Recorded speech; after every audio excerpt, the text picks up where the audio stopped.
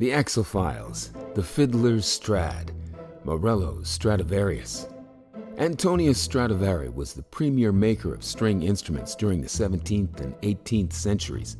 Only 650 Stradivarius instruments still exist. Each is worth millions of dollars. Like many historic masterpieces, these instruments, particularly the violins, have become the targets of thieves.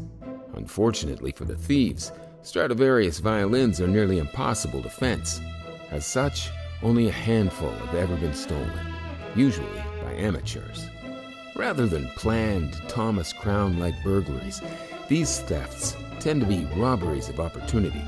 Eventually, most of these crimes are solved. The robber typically hides his prize in a closet.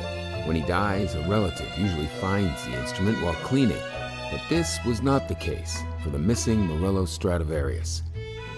Edith Morello was once considered the finest female violinist of the 20th century, a designation she resented bitterly for adding the word female to the description. Edith Morello was a great artist, but she was also a nasty, cheap, abusive prima donna who expected those around her to be at her beck and call 24 hours a day. Morello died at age 91 in 1995. There were a handful of people who accepted Morello's abusive behavior because they respected her long-lost talent. Others stayed because Morello promised them her prized violin. In the end, the violin was stolen a week before Morello died. Those who took Morello's abuse were further disappointed when they learned she left her entire substantial estate, including the missing violin, to charity.